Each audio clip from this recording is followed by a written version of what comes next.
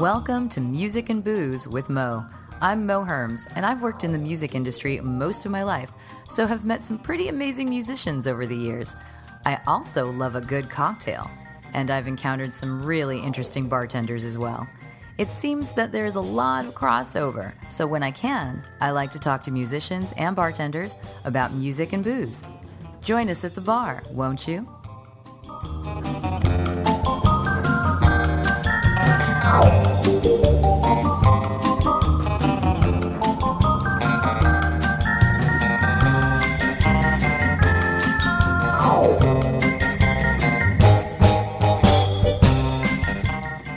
Music and Booze with Mo is brought to you in part by Barkeeper, a head shop for cocktail lovers located in the Sunset Junction area of Silver Lake. Stop by for barware, vintage glassware, a carefully curated selection of spirits, and one of the most impressive collections of bitters anywhere. That's Barkeeper in Los Angeles. Check them out online at barkeepersilverlake.com, or better yet, just head on down to the store.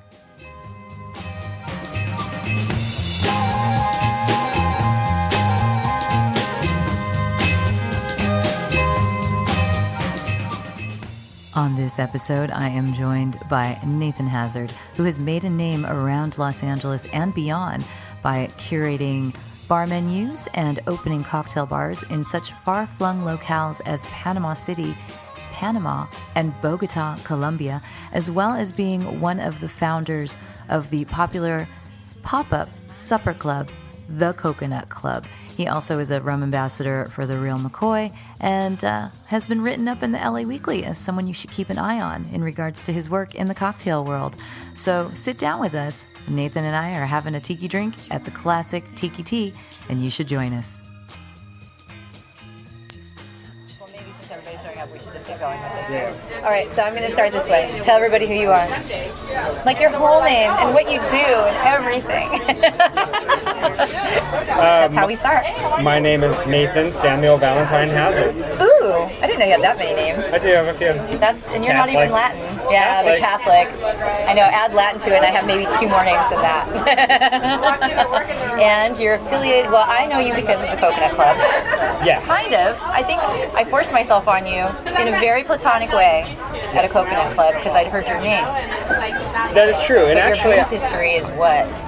My booze history. God, how to put this into a box? Well, what I currently do, I guess. Start there, maybe move backwards. Yeah. Brand ambassador for the Real McCoy Rum. I am co-founder and beverage director of the Coconut Club, which is a tiki-inspired pop-up in Los Angeles. And I also do other creative events for hire and consultations. On bar menus and such. And bar programs around the world. Yes, that's right. I forgot for a half a second. We will talk about that. Yeah. So you do that stuff, but when I do these interviews, we always start talking about booze first because it's easy to go down that path. However, with you, we're talking about music first. Because you and I kind of have a similar trajectory. We do. In that we were college kids who got into radio at that time. Yep. And that kind of shaped what we did with our lives for a while. Absolutely. I know, it's funny that we both kind of, I just laugh about that. Like, we were music nerds, and then we went to college, and then we found college radio. So tell me about your college radio experience. Oh, absolutely. So I went to University of Oregon in Eugene, Oregon. I was super, envious of all the DJs at KWVA Eugene. Wait, what is it? KWVA? 88.1 KWVA Eugene. There you go. Mine was 90.7 KALX FM, Berkeley, California. Our radio voices. I just thought they were the coolest kids in town, of course. And it took me a couple of years to get up the gall to actually apply. Yeah. But then once I did, I got a show, of course, like some midnight show on Sunday or something ridiculous. Yeah, that's totally how it works. But, I made the most of it and, would ride my bike with my backpack full of CDs through the rain to the station and had the best time with it. And that kind of led me to go further with the music, and I started booking concerts for my campus. Oh wow, really? Yeah. Oh, that's cool. Yeah, so I was booking shows around campus and around town, really. Did you get involved with a group to do that, or did you just kind of force yourself on like this space a band could play here? It was the best schooling that I got. Yeah. In college was this side job. Same. It was a work study kind of a situation. An organization called the Cultural Forum that was in our student union that got a little tiny bit of campus money to put on shows. And so they had someone doing national art, like artists, someone doing regional, which is what I was, someone doing art, someone doing films, political speakers. How like, fun. Yeah, we had like Annie Sprinkle come and like all this crazy stuff. Oregon. Yeah, Oregon. But yeah, so I booked concerts, and that ultimately those two things, the DJing and that booking gig, led me to work in the music industry in Los Angeles. That's what happened with me as well. My degree had nothing to do with the job that I got, except to show that I went to college. Right. You know, totally. Right. What do we do with a liberal arts degree? Yeah. All of my experience came from working at the radio station, and then music journalism because I was writing for like the local papers. And totally the same. And what was your station's focus? And ours was free format. So was yours anything goes? Yeah. Oh, absolutely. Yeah. It was all over the place. Yeah, because so for our show, the way we used to phrase it was, if your grandmother can tell that you're playing 3 different genres of music, then you fulfilled your requirements. Because we had to be diverse. We had to play 3 different genres. Right. Well, and I'm sure this is maybe fairly common, but we had our shelf, like a couple of shelves that we had the new stuff. Yeah, we had like to do 4 an hour. 5 from this shelf, 3 from this shelf. Yeah, you know that too. Which actually, I now looking back, I really appreciate because it really diversified my set more than I probably would have. Like it got me playing like Deltron 3030. Yeah. Instead of just just whatever NWA, because everybody knew NWA. Yeah, Riot Girl. No, but I mean, you know what I mean? Like, it made me have a very, like, just genre diverse set. Oh, yeah, and that was our thing, was your grandma had to be able to tell the genres. Because we had, especially during the 90s, when I was on, we had these electronica DJs, right? And they're like, oh, this is house, and this is happy house, and this is intelligent dance music. I'm like, oh my God. It's almost all the same, except that's a little faster than that, you know? And I liked electronica, so I could tell the difference, but my dad couldn't tell the difference, you know? But my dad could tell the difference if it was hip-hop versus electronic music, you know? Right. So they tried to train us to look at it that way. Like, make it different enough that you can tell. I see. So that was kind of how ours rolled. That's cool. So what kind of stuff were you booking? For the booking? For the show, yeah, when you were booking the shows. Since it was regional. It was regional. Did regional mean just Oregon bands or Pacific Northwest? You know what? It didn't really. It just kind of had smaller budget. And that didn't really stop me from bringing a New York artist or, you know what I mean? But I did do a lot of smaller local artists who would come and do like daytime sets like on campus. And but then I'd also book, Tracing the Plastics to come out and do like fun. Yeah, or oh my God, I forgot about that. Yeah, I did a lot of that kind of Northwesty Riot Girl, like awesome K Records, Go Rockstar stuff. I mean, I was there like at the crux of that scene, Oh, how fun! So yeah, the What was like all a favorite act that you booked that got you really excited when you booked them? There had to have been at least one, or maybe there was just one that you saw and afterwards you were like, "That was so amazing! How did I make that happen?" No, I'm trying to. Oh my God, it's been so long. I'm trying to even remember. It's standouts. fairly hazy. Although we did, this wasn't mine, but we did actually. Our organization brought Bob Dylan to campus, Holy which crap, was kind seriously? of like, how did we pull that off? Sometimes you just ask. Yeah. You never know. Yeah. I had Concrete Blonde play a benefit for me once. Like, it was early 2000s, so they were, past their prime. Yeah. But still, I loved them so much, like in the 80s and 90s. Yeah. And to have them, and it was for the AIDS Research Alliance.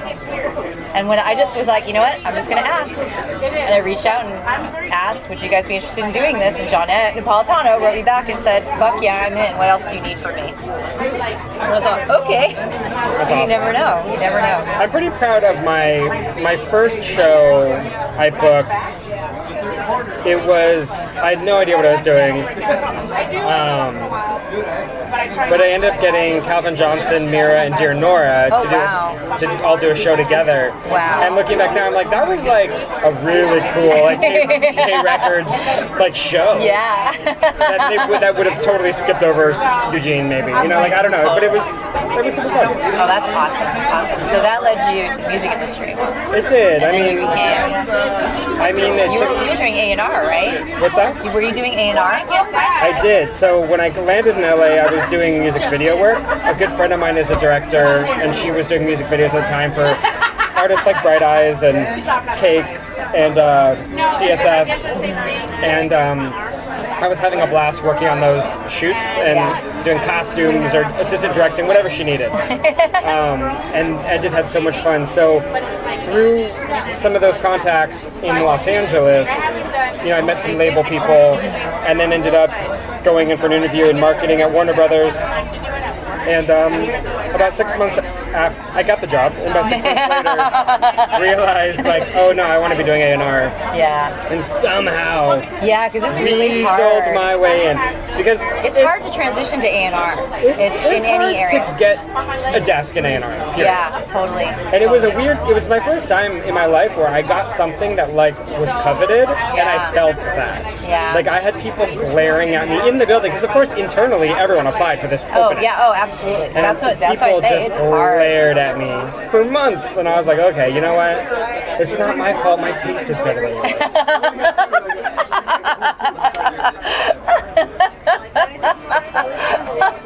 I'm smiling right now. You can't see it, but I'm smiling. He's totally smiling. I'm blowing out the microphone. He's totally smiling. But I know from my experience in the industry, and I worked in licensing, so it was a totally different side. Right. A&R is too competitive for me to want to be into. But there was an area within licensing that was kind of like the A&R world. It was where they pitched. You know, it was pitching to the supervisors and such. Right.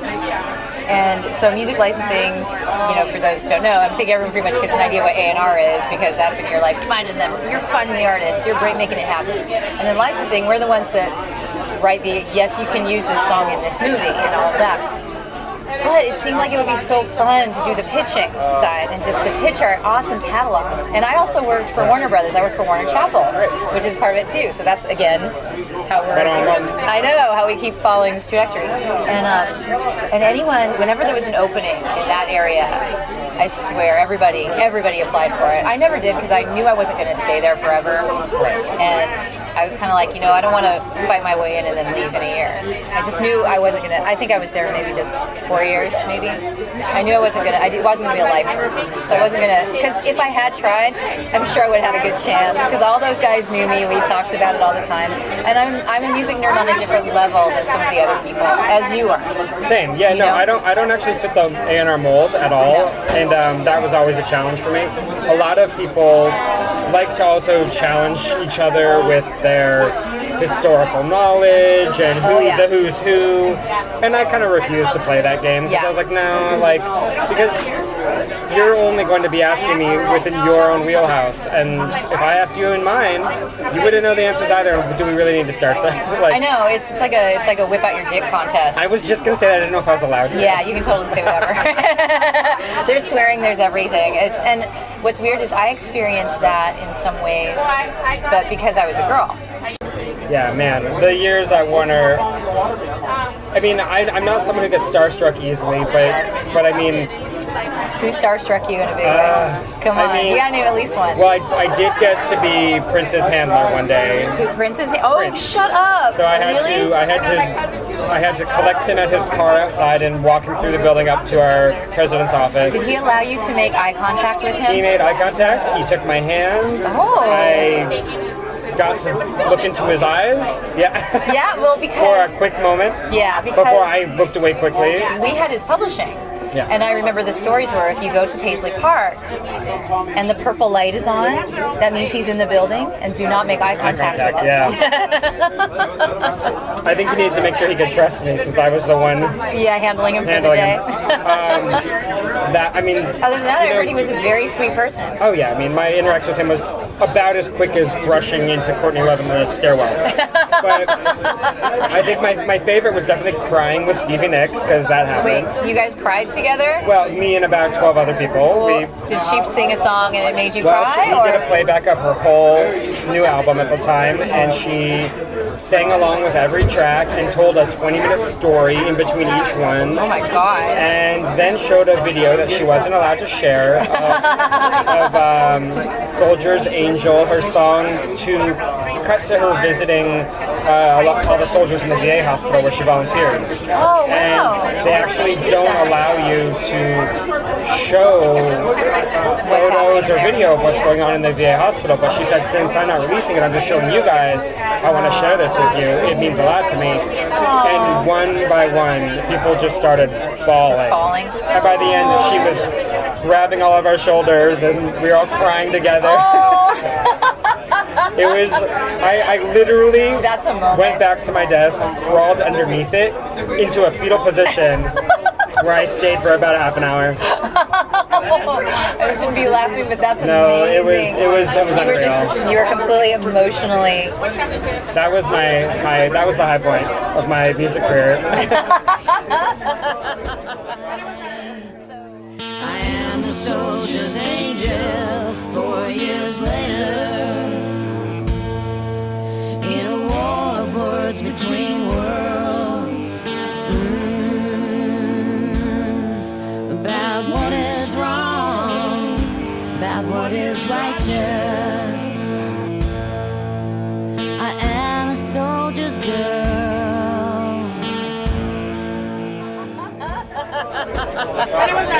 So during that time, you were signing artists, yes? Yeah, so I was in A&R. A lot of what I ended up doing, though, was taking on existing acts who were homeless. So I was caring for So bands. existing acts that were homeless, what does that mean exactly? So these are bands that were signed to the label, but their old A&R people had moved on. So you're kind of babysitting the Right. So a big part of what I handling did, the orphanage. I loved my orphanage though, because Yeah. I had, the Flaming Lips, I had Built to Spill, Jenny Lewis and Rilo Kiley's projects. Like, I acquired some really cool stuff right off the bat, as well as, went after a lot of stuff over the years. Co A&R to Devo record, which was super fun. Oh wow, that's kind of wild. I helped sign some cool stuff like Iron and Wine and The Cribs, Star Death and White Dwarfs. It was a good time. I really enjoyed too some of the pre-production A&R stuff, which is that kind of creative songwriting side where you're helping link people up either with writers or with producers, engineers, and helping them form the songs. And Tegan and Sarah's breakout record, I was working on that on kind of the front end of. It's just really, it's a really rewarding line of work when you're focused on the work. Yeah. Unfortunately, it's one that has a lot of politics and whatnot around Like a lot it. of jobs, but when you're in the entertainment industry, there are lots of egos to juggle and there's a lot of bigness around it, big personalities, a lot of people who need to be seen and heard and all of that and everything. So you left the music industry, and you and I have both made this comment too, because I am actually, as of this year, no longer in the music industry either, really. And I remember you saying, well, since I left, I've never had reason to look back. And so you left because, well, I'm sure it was a combination of things, but the lure of the booze was strong. Was it cocktailing that pulled you away? Kind of. I mean, the whole time I was at Warner Brothers, I was developing kind of a side interest, which was kind of that golden era of food blogging. You know what I mean? So I started a blog. This is like in the mid to late 2000s. Yeah. Late 2000s. I started a blog called The Chocolate of Meats. The Chocolate of Meats? The Chocolate of Meats. And it was all about What is the chocolate of meat? It was prosciutto. Okay. Oh, yeah. But the idea is using that as just a metaphor simile for just the cream of the crop, the best stuff. Yes. You know what I mean? So I kind of did new restaurant reviews. I did cocktail recipes. I was all over the place. It was kind of lifestyle oriented.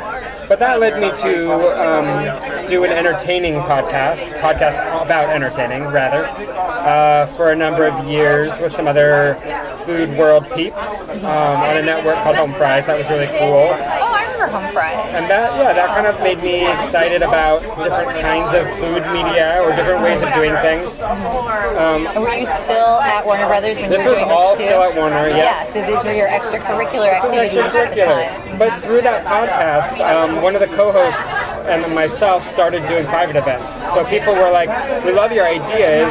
Would you do a party for us?"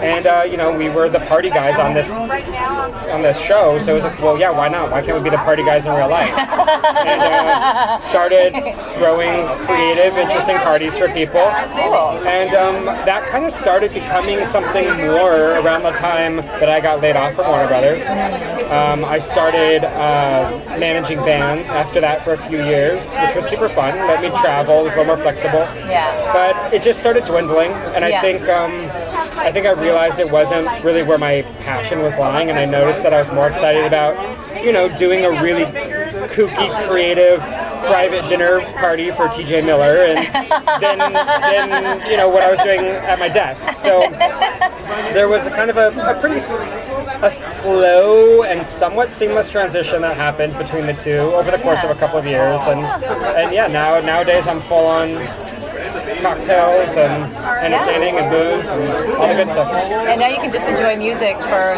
music. It's kind of wild. It's kind of nice, right? I've been going to a lot of shows lately, actually, and running into old, coworkers and colleagues. And it's so funny because they still have that kind of, not anxiety, but like this energy of I'm working right now, and I'm kind of like, I'm just chilling, watching the band. Just chilling with like a cider, like watching a band, and they're like, just like college. And I think they kind of expect me to be on that level still, and I keep looking at them and kind of shaking my head like, nobody, you're on your own. I'm just chilling. So was the Coconut Club the first thing that kind of, I guess, what really put you on the map? Because people know Nathan Hazard. Plus, you've got the name Nathan Hazard. So, I mean... Yeah, it's all the name. It's all the name. All the name. But, I mean, it was kind of... Obviously, you were doing these parties, so your name was getting around certain circles and everything. And then... I think it's fair to say that Coconut Club is what...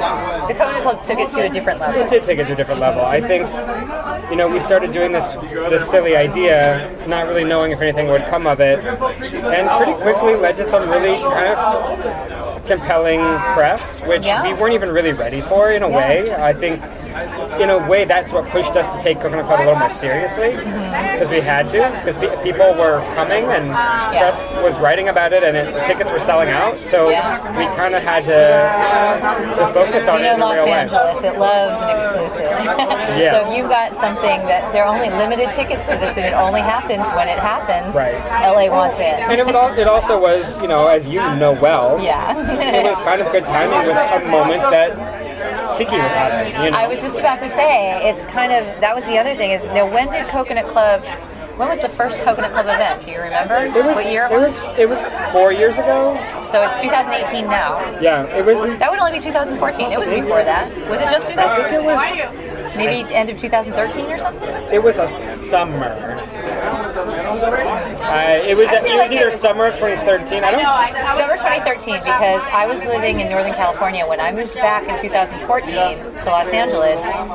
You guys were already something I'd heard of. The first time I went to Coconut Club was in October of 2014, and I was well aware of you at that point. Wow. So I'm gonna guess you guys were before 2014. I'm the worst. I wasn't well aware of you personally, just the Coconut Club. Somehow your name started bouncing around, and in my head I was like, I need to meet this Nathan Hazard, and I didn't know why. But it was because we had the trajectory. And I loved it. I went to Sunny's Hideaway on a Tiki Tuesday, and you approached me and said, "Are you Nathan Hazard?" And no, that was at Sunny's. It was at Sunny's. It was at Sunny's. Yeah. You were pouring the little butterfly pea, whatever cups. Someone's smoking weed outside. We're at the Tiki Tea and someone's smoking weed outside. I was like, skunk roadkill or weed? But I remember going there with my then boyfriend, also named Nathan, and we walked up the bar, and you were at the end of the bar pouring the cups. Yes. And I remember saying to you, "Are you Nathan Hazard?" Yes. And you're like, "Yes, I am." And I'm like, "I've heard of you," or something like that. And then probably you going like, "Great, crazy girl." And then we sat down and had our Coconut Club night. But I'd been there a couple times before that, I think. But your name had bounced around, and probably one of the reasons it stuck in my head was because my boyfriend's name was also Nathan. Right. So that it bounced around. If I'd say, "Oh, I'm dating Nathan," they'd say Hazard. I'm like, "No, who is this Nathan Hazard?" No. But so Coconut Club, let's say late 2013, early 2014. Sure. Somewhere around there. It's official. It's so we got to Wikipedia it. Someone has written the lie up on Google. Oh, I doubt it. So you started doing that, but you guys got noticed right away. And at that time, as you were just saying, the tiki thing was really starting to hit the stride that it's been in for a couple of years. So I think that was part of I don't even know. It's like the tiki thing was really, people were becoming more aware of it, but I really feel like in 2014, 2015, it gained major acceptance. I feel like even at the time, I felt like tiki was already kind of saturated. And it's so insane to see how far it's gone. Yeah, I'm surprised, honestly. Yeah. I'm surprised as we sit in tiki tea. Yeah. But this place has been here since 1960. It'll stay. Tiki tea is always the same, and it will always be the same. It will be the same. But yeah, I do see that as well, and I'm amazed that it's still going in some capacity. Right? And I think part of it is we live in LA, which is a place where things come and go. So we're used to something being a fad for a couple of years and then going away. But in many other places, I think it'd be very appropriate though for tiki to stay golden here for all time because it's where it came from. It's where it came from, and it can be sustained here. Hometown pride. Right? It's like the Dodgers. I know. I'm throwing my W sign through it. West Side. They should really do a Dodgers hat, but with the two T's. T-E-T. You heard it here first. I want 10%. You saw the Make Tiki Great Again caps they were selling? Oh, I have it. I got one of those too. I wore it that whole summer. When I was in London this summer, I went to Trailer Happiness, which is a London Notting Hill tiki bar, and the guy behind the bar was wearing a Make Tiki Great Again cap when I got there. And I was like, I just walked in and hometown represent in London. Hello. So you did Coconut Club, and you created all kinds of wonderful drinks there. And this led you, you did the parties before, but you also have your own sort of boutique consulting company as well. As I mentioned, I did some really cool projects with my Coconut Club and podcast cohort, Andy. But then I also kind of started a new chapter last year with a collaborator and friend of mine, Melina Bickford. And we started a company called Drink Special. And I think the idea was just to have an entity that could be the go-to for, all of those funny, events, catering, consultation requests that one in this biz can get from time to time. Just to kind of streamline it, make it a little easier, and to have someone I can kind of do it with in case I'm too busy or she's too busy. Plus we're in LA, so there are probably all kinds of wacky requests that come across your desk. There have been some wacky ones, sure. Still my favorite event I've ever done was with Andy, and we did, and speaking of TJ Miller, we did his wedding reception after party in Denver. Oh, wow. In a clock tower in downtown Denver, up inside of the clock face, which was illuminated on all sides. Wow. So you felt like you were in a climactic scene movie from Hugo, or what was that? Yeah. Is that movie was? What was that? Is that what it was called? It was you know what Hugo. I'm talking about, Yeah. right? Yeah. Or isn't there a Hitchcock or some old? You're thinking of Vertigo. Yeah. It was just surreal. You're inside of this illuminated clock face on all four sides. It's only I think 200 square feet per floor, and so it was spread out over 5 floors. The reception was? Yes. That's and crazy. they were overlooking kind of too. Yeah, so it was looking down the stairwells. So you're kind of looking down. It was kind of Escher-esque in a way. Yeah, that's cool. And then on top of that, they wanted Alice in Wonderland meets kind of Magritte kind of my whatever. God. So when people came up the elevator, the doors opened, and we had built a wall of doors. So there's a giant wall with like green and blue doors, mismatched in different sizes, and inside each one was a little consumable, an eat me or a drink me, if you will. Okay. And they were like these little dioramas with a little bottle fun. or a little bite that looked like a mushroom that was something else, and it was very fun. Of course, we had a little green apple, like a Magritte cocktail. We had a bride and groom cocktail.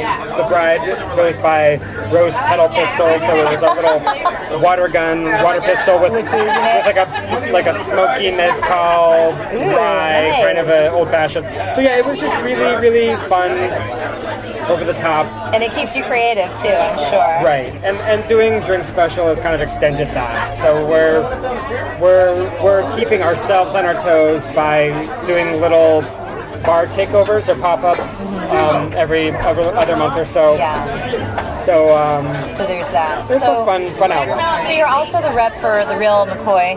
You're the brand ambassador for the Real McCoy out here. I don't know what territories. Are you like the Southwest right now or something like that? Yeah, I'm Southern Kinda California for now, and that Yeah. sounds like it's expanding. We'll see how that goes because the Real McCoy is expanding itself. It is. So then my question for you is rum your spirit of choice? Or do you love all rum, or all rums? I Do do. you love all spirits and you just tend to work in rum, I love all spirits, and I think I also I work at Barkeeper. It's over like once a week, just to kind of keep me on my toes in that way. I love gin so much. I love Amari. I think Amari is one of my absolute favorite categories. Yeah. And I love mezcal. Like I like so much. And I'm even a huge fan of like the obscure liqueurs. It's like weird ones. Weird, You like to play with them. floral and fruit liqueurs. Like I love all that dumb stuff. Like all the sticky and sweet. Give me them stickies and sweets. I love them. Well, if you're sitting at home by yourself, just sipping on something, does that change every time, or what's your go-to? It does change. I don't sip the same on thing the every weather? night. Yeah, it does. I do drink a lot of neat rum at home, but I also make a lot of martinis. Gin martinis. Oh. Vermouth is Yeah. probably one of my favorite categories. Really? That is completely overlooked. Well, vermouth is something that I always have to throw out because I won't realize that someone has opened it and I didn't put it in the fridge. Oh my God. Please, if you're listening, keep your vermouth in the fridge and throw it out after a couple months. Totally, it's gotta go. It's gotta go. It is wine, people. Yeah, It it's is wine. It's fortified wine. So then I guess maybe this will work out since the spirit of choice may change with the weather. But I always ask, what do you listen to when you're drinking this? Ooh. See? Yeah. You like pairings. You do food and drink pairings. Oh, So now let's do some music and drink pairings. Oh boy. Okay. You could do a whole menu around this if you wanted to one day. Not like you haven't thought about it before because you're a music nerd. That's true, but I'm trying to think what is coming to mind. I know, right? I mean, It's that quiz show aspect. I just made your mind go blank by asking you a question. So for sure. if you're drinking whiskey, you want to be listening to what? If you're drinking gin, when you drink your martinis. if I'm drinking whiskey, I'm going to be drinking it neat, and I want like some like early Slater Kinney. Yeah. Like I want to go back to the days when I kind of was drinking from a bottle when I was young, and that's like I was going to gossip shows. Right. Let's say early gossip with neat whiskey. This early gossip one's really bluesy and screamy. Super bluesy. Super bluesy and like a minute and a half long, Yes. dark. Yes. I love that early Driving, gossip. powerful, Yeah. sweaty. Yeah. Sweat is so important. With early gossip. Oh my God. Yeah. So sweaty. I was so in love with them.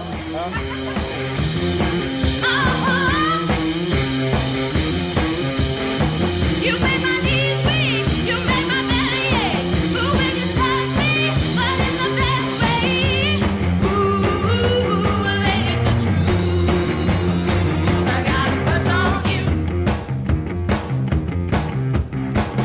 Anything you want now, honey.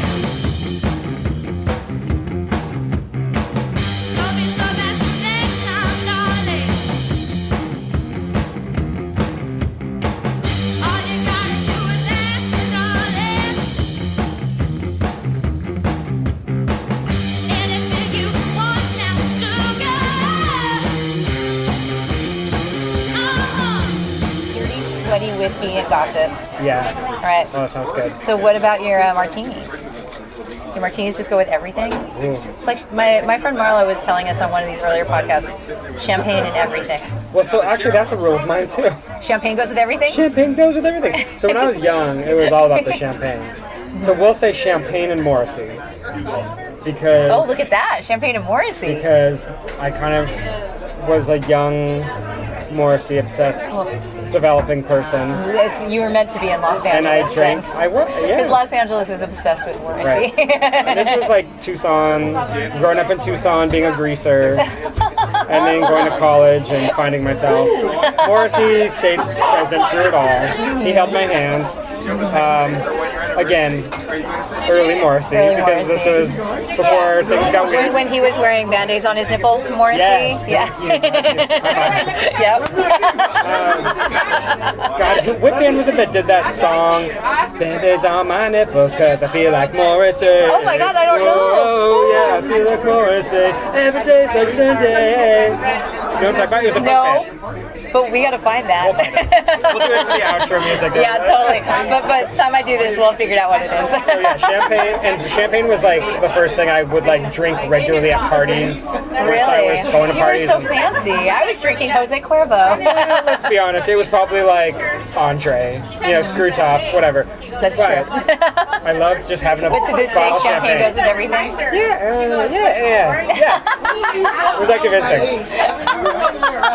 A sparkling wine goes with everything. Well, now you can make spritzes. You can do the sparkling wine with an Amaro or something, right? Yes. Oh yes, I know I've you're a had fan of many a that. spritz. Let's see, martinis. I'm stuck on this. I Music know. wise. If martinis are the things you like making most, is that just what you chill to?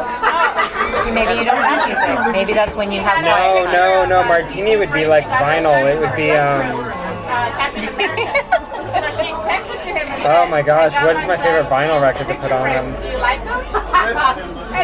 Sitting, we need to call your cat and ask. Yeah. She answer the phone and be like, "It's this record, maybe." I mean, okay, I'm gonna have to think on that. Okay, we'll come back to it. We're gonna come back to We're gonna come martinis. back to martinis. But then we should probably talk about rum. Let's talk about rum because rum is where you live. Rum is kind of the identity that you have, I think, in the cocktail world. Right. Which is why it's great that you with your with Drink Special that you can express all these other things too. Right, exactly. You've been able to do that and get out of the rum rut, but you do love the rum. Rum rut. I do just love that it. we don't want everyone assuming that all you're about is rum. Now, I actually am a tequila girl first and foremost. Yes, you are, and I Tequila know this mezcal. about you. You know this about me. But I get teased a lot by people who say, well, for a tequila girl, you sure hang out in a lot of rum bars. I'm like, no, I go to tiki bars. That's different. I can still get tequila in those tiki bars. And I actually am part of the whiskey society downtown. Yeah. So I go to whiskey tastings all the time. Tequila is not getting enough love from me right now, except for when I sit at home, right? But tequila is my first and foremost. So Tequila's first. tequila and mezcal are first in my world. What about between tequila and mezcal? I mean, like, I know technically. Okay, so tequila is- my ordering, if you're gonna ask my order of preference, I go tequila, then whiskey, then rum. Okay. I like the browns. Yes. And then I go, I'm kind of brownish myself, I guess it's nature. Yeah, it but works. then I go into the gins, Yeah. and then vodka I don't even think about. What's that? But why do I not think about No, vodka? what is gin, what is and then vodka? I'm just kidding. What is? I actually, for a point in time earlier, end of last year, people thought that I had given up rum for vodka. What? That's a vicious rumor. Who started that? Because I just did some event work with our vodka in downtown Los Angeles, and there was some social media of me at their space shaking up a cocktail, and people started panicking. What are you doing? You're working in vodka now? Yeah. It's like you went to the dark side or It was something. pretty funny. People got upset. But let's talk about you and rum. Well, so I'm thinking about the music still, and I guess for me, so I had a really amazing experience last year where I helped open a rum bar in Panama City, Panama, in Casco Viejo, the old town. So many ghosts, so many good vibes. And this is beautiful, beautiful rum bar, lots of rattan, very classic, just gorgeous. Yeah. French doors that open straight to like the brick street. And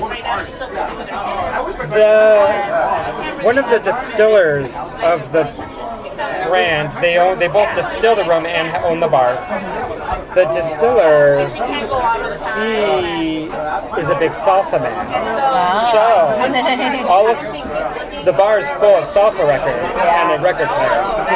And when we opened it, it was all monsoony and stormy and crazy and tropical. And something about sitting in this like rattan chair in a sticky, hot rum bar, listening to salsa records. It may be a cliche, but god damn, it's a good perfect. one. And it's perfect. And I don't want to live anywhere else but in that feeling. In that moment? That feeling. Yeah. And so for me, that's like, that is like the ultimate rum moment for me. That's not to say that rum isn't personal.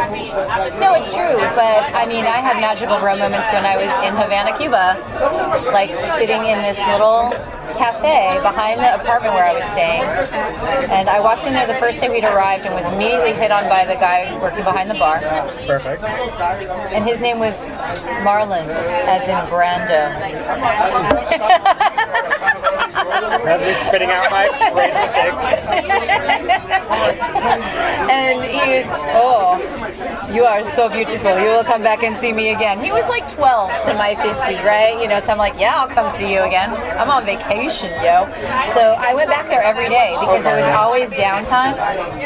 And I went back in there because I sat there with him and was talking to him about what rums, there are all these rums I can't drink in the United States that I can have here. So I want to try some of it and I'll have a sandwich while I'm at it. Okay. And by like the third day, the owner of the place joined us. So I would sit with these two, and that guy, so there was Marlon, and that guy's name was, it was like Benji or something. And well, how is Benji a Cuban name? Yeah. And so I sat with the two of them, and they would give me shots of rum. This is like a blend of this. Here's this. I'd have a shot of rum. It'd be pouring down rain because it was October, so it was every afternoon tropical. You know, it would rain in the middle of the day. Pouring down rain, but be 90 degrees and humid. My hair was huge.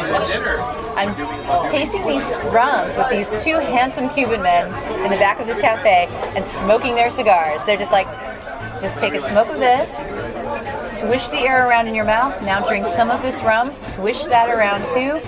What do you think? Oh my god. We just got brought some more raised mistakes. Amazing. We're magical today. It feels so weird to have service.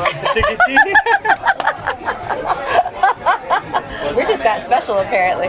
So that was one of those moments, though, that I associate that with rum too, because rum comes from this, and you also opened a rum bar in Colombia, which is where my people are from. Yes. But it comes from these tropical wet places. Yeah. You know, these sticky tropical wet places. So I agree. If you can make it feel like that moment. There are some rums, if I drink them and I can remember sitting in that cafe and smoking on some other dude's cigar, and no. Sorry, whoops. I just blew out the microphone on that one. Yeah, smoking a cigar and swishing around some rum, it's a happy moment. So when you're here, do you ever listen to salsa when you drink your rum? You know, it's because I don't listen to Cuban jazz when I listen to rum. I don't. I think it's something that lives in my memory now, or when I go back to visit. But here I can't say that I have an obvious pairing for rum. One thing that I really enjoyed about Coconut Club, though, is very creative media pairings. Yes. Oh my God, absolutely. Our MC Darren, he was also our visual maestro. I want some of those recordings. He would make the craziest combination of video and music, to go with our courses. There would be, Dr. Doolittle that'll meld into Hard Ticket to Hawaii, which would meld into. That was Coconut Club is it's a great supper club experience for those who haven't experienced it, with food and drink pairings, with entertainment, and the MC Darren, who there was video playing in the background. It'd be like Captain Ron or something, and clips from bad 80s movies starring all these top daytime soap opera people or something like that. And it was just ridiculous, but so fun. And then the music was this combo of kind of Hawaiian stuff, but also some yacht rock kind of stuff. But then anything Grace Jones. tropical.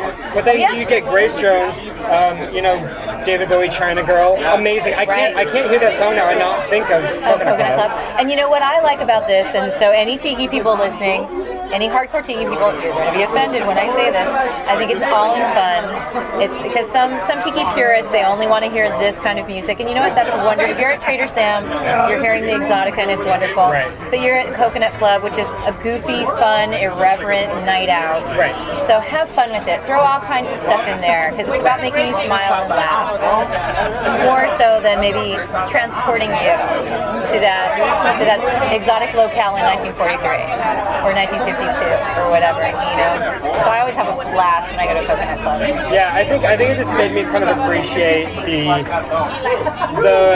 reverent departure. You know what I mean? Like, because I come from a very serious love of tiki kind of a place. Absolutely. And it's a place where you can love tiki, but you can also let go and have a little fun with it. You know, because you got to do that sometimes. You kind of do. And to that end, if you know what you're going for, there you go. So, okay, before we depart, thank you so much for being here, Nathan Hazard. Thank you for having me. We're naturals. We're both DJs, so we know how to talk. But I want you to tell me where people can find you and find out about your upcoming projects and such. What is the best way? You know what? Honestly, the best way is probably to follow me on Instagram. It's where I kind of post about everything I'm doing, and these days even more in the story world. So follow me at Nathan Hazard, and that's just hazard as in choking or fire. Not as in or Hazard County. Not as in county. Oh, is that two Z's? Two Z's. Oh. I'm one. Hazard. So the regular Hazard. Yeah, like a burn or. Yeah, like a burn. Yeah, choking Hazard. Choking. Got it. And then, but there's also Drink Special. You guys have an Instagram. So follow us at Drink Special LA on Instagram. And Coconut Club. Just keep an eye out. There's a website for that, but those come and go. So Coconut Club is at the whim of its creators. Yeah, we're on a creative, temporary, somewhat hiatus. We're recharging and regenerating for the future of tiki. Right? It's true. Tiki's going through transitions. So, and you guys are tropical anyway, so it's all fine. All right, and then maybe I'm trying to think. I feel like I should ask you one more musical question. Let's do it. I don't know what it's going to be though. What was your favorite record of 2017? Did you have one? I don't think I did. Oh, we talked about this. 2017 was not a great year for me for music. It really wasn't for me either, and I'm trying to think. All right. So. Well, then let's roll back and just find tell me one of your favorite records ever. Oh, well. We always have a bunch, so just pull one one of my or two favorite records ever. Okay. Saint Etienne, Fox-Based Alpha. Oh, that's a beautiful. I just think it's a beautiful It's great all the way sound through. collage with gorgeous pop moments. Very underappreciated, that band. Let's see. Kind of, I don't know why I'm thinking of this after that. Maybe because it's another kind of sound collage. But OMD Dazzle Ship. Oh my God! It's one of my favorite albums. That's my favorite OMD album. It's the best one. It's my favorite one. It's so and that's special. one that people are just like, that record's Oh, that weird. one's weird. No, it's so good. No. It's so good. Radio Waves makes me so Oh happy. my gosh. Wait, George is not on that Is one. it Romance of the Telescope? Yeah, just that record is so It's good. just gorgeous. It's so good. And you know, oh my God, what band totally loves it? This is not a surprise. I'm totally spacing out. They're weird. Liars. Oh, cool. Liars, which is a I like band that's, that. yeah, and so Liars are like, oh, that was a formative record for us. I'm like, of course it was. Yeah. Because it's melodic and weird. Yeah. There you go. Dazzle Ships. Oh, see? I love you Yeah. even more, Nathan. Yeah. Nobody brings that shit up. No. See? This is why we're friends. So maybe on that note, we will say goodbye. Thank you Sounds so good. much. Thanks, Mo. Let's enjoy these rays.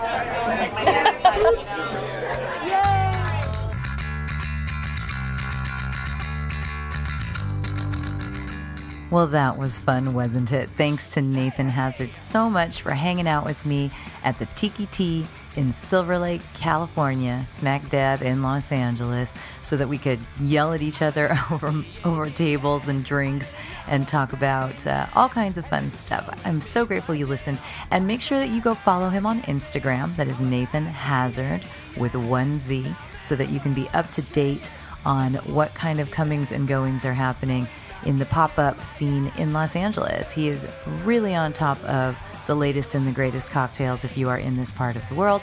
And if not, you can find him in Panama City and Bogota, Colombia sometimes as well. So thanks so much, Nathan. That was a great time. And if you head on over to the Facebook page, you'll find the Spotify playlist that goes along with this lovely podcast. I wish you would have left me alone. And now look at what I've got. I'm covered with tears as not. I had a joint a vision attack. And now all I wear is black. Up in my heart, you kept your shot. And now you left me on my blood. Ooh, now I feel like Morrissey. Band-aids on my nipples, 'cause I feel like Morrissey. Ooh, now I feel like Morrissey. Every day's like Sunday. Yep. Music and Booze with Mo is brought to you in part by The Blind Rabbit, a speakeasy located in the Anaheim Packing District. The Blind Rabbit has twice been given Best Mixology Awards by the OC Register, as well as several nominations for their innovative cocktail program. For more info and to make reservations, go to theblindrabbit.com. Thanks for tuning in to our barroom chats on Music and Booze with Mo. For more info about today's guests and our Spotify playlist, check out my Facebook page, Mo Herms. Please subscribe to the podcast and feel free to tell all your friends about it. Lower your expectations and join us at the bar. Till next time, cheers.